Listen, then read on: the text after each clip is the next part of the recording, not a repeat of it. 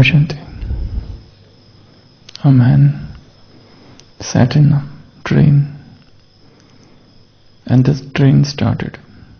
After about 15 minutes, he started crying, and he was crying out of control. There was a lady who was sitting there. She felt that probably this man is crying because he is separated from his beloveds. So it's not good to intervene. So she kept calm. It was afternoon, but the man was still crying. It was evening, and the man was still crying. The woman who was there thought, I must ask, what is the problem? But again she thought it would not be good. Probably this person is in deep sorrow. The next day, the train is still going on. It's a long journey of 3 days. The man is still crying. The woman feels I should ask him, but then she feels as if that might offend him, and probably somebody must have died or somebody must be sick and he is going to see that person. So she doesn't ask. It's evening. The man is still crying. She feels tempted to ask him, but then again few other thoughts stop her. The next day, the man is still crying and the train is going on.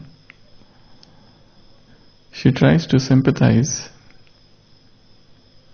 but she doesn't dare to ask the reason for crying. It's the evening. The man is still crying. And it is the third day. And the man is still crying. And they are about to reach the destination. It's intolerable now. And the lady asked that man, for God's sake, tell me, why are you crying? What is the sorrow? Just share with me. I can, if not help, but that might lighten your burden. And the man says, I wanted to go to Delhi, but this train, the moment I sat, I realized it's going to Kanyakumari. After 15 minutes, I understood that the train is going the wrong direction, and that's why I'm crying. Am I that man who is sitting in the wrong train? That's a question everyone must ask oneself. If I am that person who is sitting in the wrong train, how long should I keep on crying? Is it not good that that person must have got down at the nearest station and begun his real journey?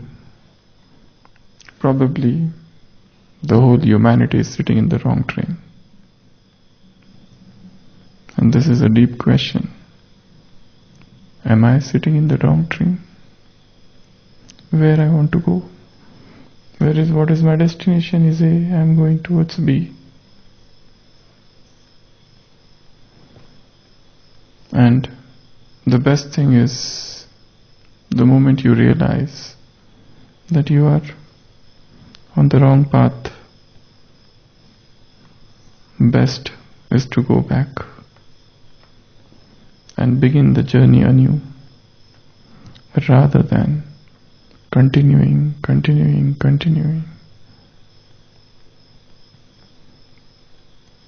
with that burden,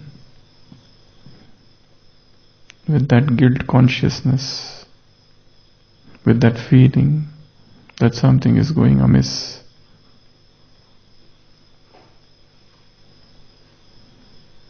It's better to turn back. It is not accepting defeat, but it is correcting one's own mistakes. And for this thing, you need something which is known as power of realization. So in today's Murli, in blessing, Baba has spoken about power of realization. No transformation is possible without realization. So it's the power of realization that leads to transformation. With realization comes experience. And with experience, Baba says, you get zeal and enthusiasm. With zeal and enthusiasm, you become intense effort maker. And then the transformation for all time. So any transformation needs a deep realization. Otherwise you keep on committing the same blunder, the same mistake again and again, again and again. Unless and until one realizes, no, this is not the thing I should do. My life is meant for something higher, something different. And without realization, nobody progresses. Just as they have shown in the life of Buddha, that after 6 years of penance, 6 years of torture of body, 6 years of self-abnegation, 6 years of all those different sadhanas that he did, he came to the realization that this is not the right path. Because if this practice is making me so weak that I cannot even get up, how can this be the truth? And he got up. And he went to that tree and sat there in meditation with the thought, with the sankalp, that unless and until I realize the truth, I will not get up. And that very night, he attained the enlightenment. So, he realized something, a deep realization. In the similar manner, it's shown in the life of Tulsidas, how mad and obsessed he was with his wife. So much so that he crossed the river sitting on the corpse in the dead of the night when there was a violent storm, and he climbed that building holding a dead snake. And when his wife said, if you get so much attached to God as you are attached to my body, you will realize God. And that was the turning point of his life. And he stopped. And he came out. And he never went back to that old life. In the similar manner, Arvind Ghosh, he was a revolutionary, writing fiery articles, giving fiery speeches against British, one of the prominent revolutionaries. And then he was jailed, incarcerated, and sitting in that jail, in that prison for 1 year, made him realize something more of life. And when he came out, he was a different person. He was no more interested in freedom struggle for India. He was interested more in the freedom of the soul. And he retired from this place, went to Pondicherry, and spent the rest of the life there in spiritual contemplation, meditation, and various spiritual activities. So there was some realization somewhere that made him to do that. So unless and until we realize, we don't change. So in this Brahmin life, there are about 7 things we need to realize. The first, our true potential. Our true potential. Whatever we are doing is much less than what we can. Soul is infinite. Infinite energy is within us. The potentials are limitless. Unlimited powers, unlimited courage, unlimited enthusiasm. Everything is within the soul. Every soul is potentially divine. The goal is to manifest this divinity. We have not manifested the divinity to the full. So the first thing to realize that I am not so weak. I am very powerful. In today's Avyakta Murli, Baba said, each one of you is an avatar. Is a incarnation. Each one of you has incarnated. And just as an incarnation is very powerful, for example, it's shown in Mahabharata that Shri Krishna is an avatar. An avatar is always aware, right from the childhood, that he is avatar. There is not a single moment of forgetfulness. He is always aware that I am avatar. An avatar, an incarnation, remains unaffected. An incarnation is without attachment. He stays at one place for a long time. At the time of departure, just give it up as a straw. So the first thing we have to realize in this Brahmin life is our true potential. That our potentials are infinite. We can do anything. We have got unlimited powers within us. Only thing, we need to tap those powers, unleash those energy which is within us. So realize potential. And unless and until we do, we don't realize. You do it by doing.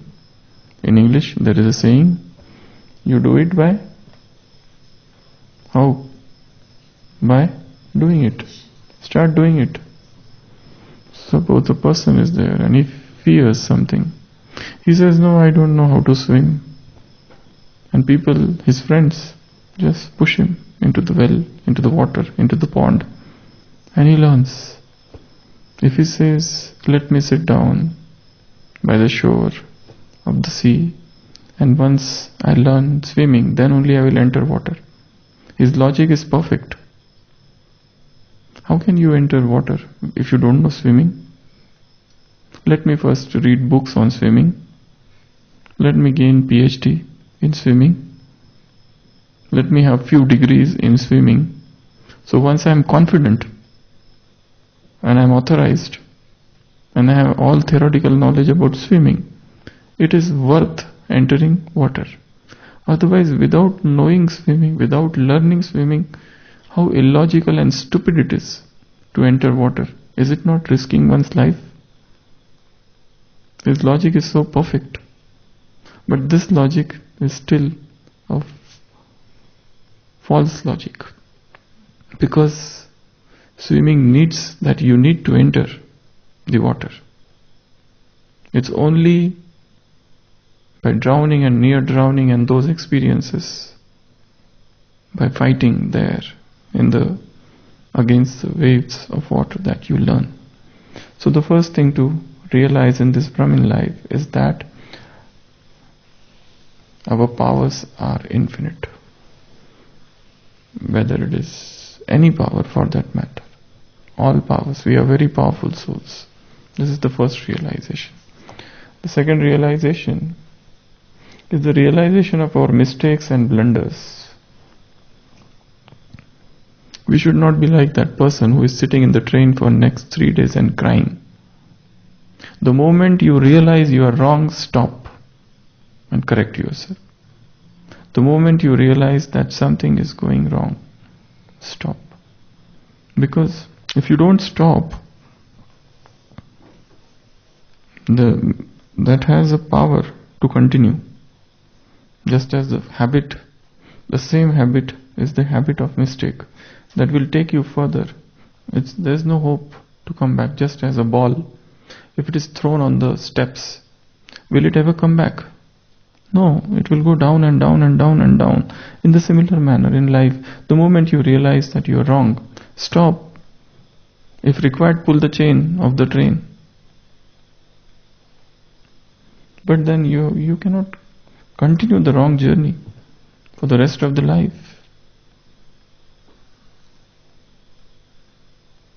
It's better to repent now rather than repenting after 30 years or 20 years or 10 years, thinking that everything is one waste. The earlier we realize our mistakes, the better it is. And how do we realize our mistakes? How should we realize or correct our mistakes? The first thing is accept, yes, we are wrong. Own the responsibilities. Take the responsibility on your shoulder. Yes, I am wrong. And accepting mistake doesn't mean that I am belittling myself in others' eyes. It's not like that.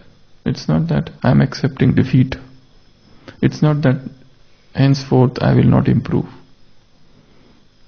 It's quite gracious to accept that yes, we are wrong. Something has gone amiss. There is few chapters of life I have yet not learned. Few pages are yet unread, unexperienced, unlearned. Let me learn, let me experience, let me know, let me realize.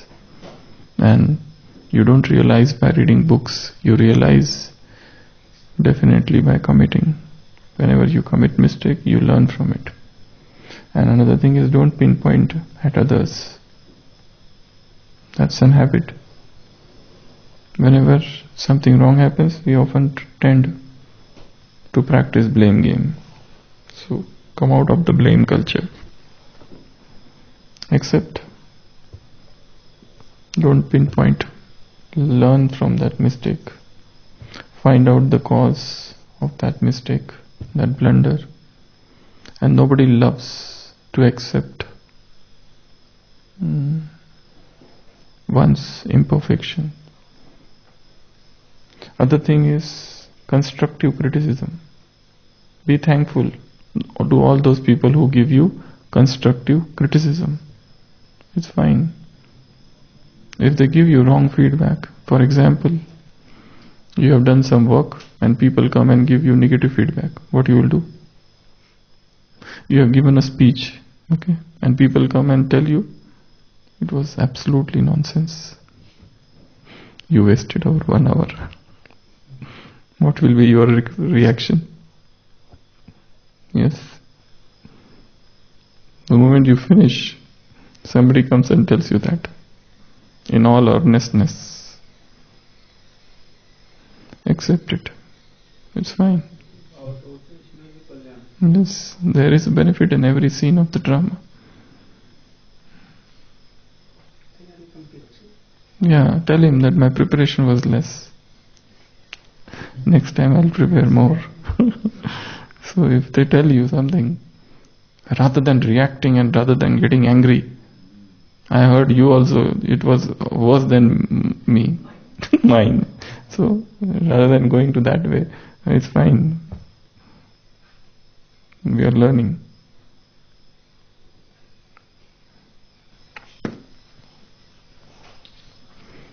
To realize one's blunder and realize one's mistakes.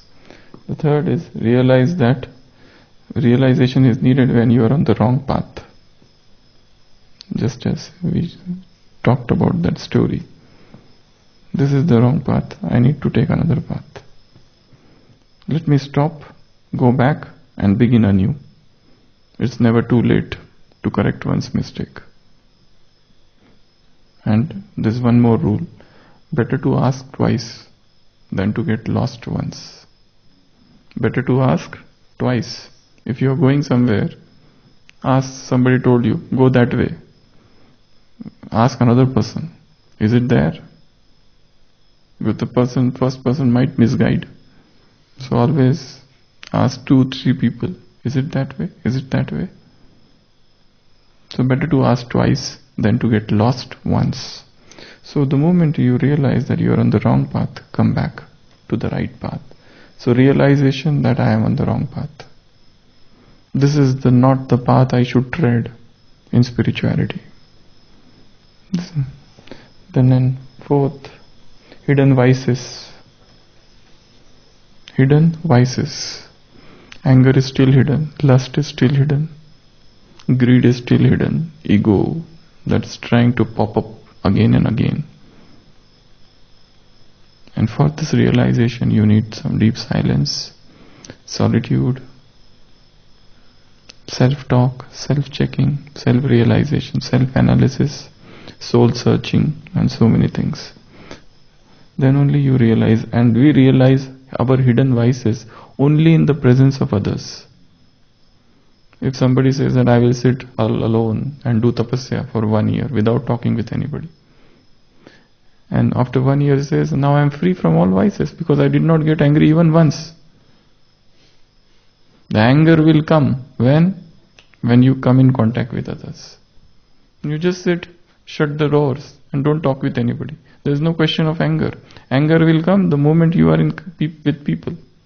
When they irritate you, that time anger comes. It means anger was there. There was a sadhu who was staying in the village, but people used to pester him, trouble him, bug him like anything with their nonsensical worldly questions. How to get peace, how to get happiness, every day the same questions and same thing. My daughter is not getting married, my son is not getting job. He was so irritated, frustrated with all those daily questionings by villagers. He left the village and went on the top of the mountain, do sadhana. And he was so happy there. Now there is nobody to disturb him. But for water he used to come down. So he came down for water. He got his container, filled the container with water. As he was climbing up, the container fell down. He lifted again filled it with water, again tried to go up, again the container fell. He lifted again went down, again filled it with water. As he was climbing, again the container fell down. Now he was absolutely angry. And he suddenly realized there is nobody here. Still I am angry. It means the cause of anger is not those people. Cause of anger is within me. It's some hidden. So it's a hidden vices. So realize that there are vices within me. The lust will not come in those solitude, in those moments of solitude, but might come in the presence of some person. So one must realize. The fifth is GYDS, Gyan Yog Dharana Seva. To understand that whatever Gyan I have understood is not enough. Whatever yoga chart I am having is not enough. The dharana, they need to be perfected. And seva. What seva? What seva I am doing? Is it the real seva? To come to the realization I am not yet perfected in GYDS. This power of realization is needed. And this needs study of Murlis. And this study of knowledge.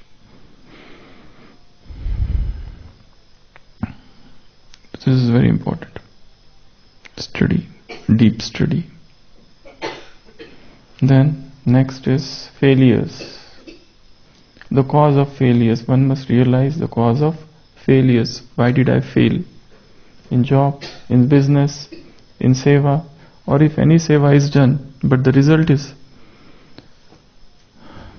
utter failure. Probably there is some cause. One must realize the cause of failures in life. And the last lifestyle, one must realize which lifestyle I should live. And in lifestyle, there are few things: sleep, food, job, place. Which place I should live, which job I should do, which seva I should do, what food I should take, what should be my diet, how much should be my sleep. Without realizing of these things of life, one remains wandering here and there otherwise. So, this power of realization is very important. As Baba said in today's blessing, that with power of realization you get experience. With experience, what happens? You become the foundation of Brahmin life, become strong, and then there is zeal and enthusiasm. You become intense effort maker, and the power of realization easily enables to bring about transformation for all time. So, we need to realize our own powers. One must be open-minded, one must be honest, humble, and most importantly, ask Baba to give you power of realization. Ask Baba to give you power of realization. Though Baba says, I have given you all the powers, but this is one power that you can ask him, give me the power to realize my true potential. Give me the power to realize my mistakes, my blunders, the Himalayan blunders. Give me the power to realize where I have gone wrong. Give me the power to realize and to accept that I am on the wrong path. I am in the wrong train. Give me the power to realize where I stand in Gyan, Yoga, Dharana, Seva. Give me the power to realize that there are hidden vices in me. It's not that even after following this path of knowledge for 10 years, 20 years, 30 years, 40 years, anger is still hidden, lust still tries to come up, greed is still there, ego is no less. Power of realization to understand what is the cause of failure. Edison had failed 2000 times. He tried 2000 different material for using filament. 2000 different material he tried to use for making filament of bulb, but everything failed. His friend came and said, what is the point? We have failed so many times and nothing seems working. They wanted some material to be used as a filament for the bulb, but 2000 material failed. The Edison was still positive. He said that now we know at least 2000 materials don't work. 2000 materials don't work. They are not suitable for making the filament of bulb. So, accepting, and this is a very important step. So, and the last realization is realizing how much sleep I need, what I have to drink, what I have to eat, what job, what place, which group I should be a part of, and so on. So the power of realization is a very important power, and that helps you to go ahead in life. Om Shanti.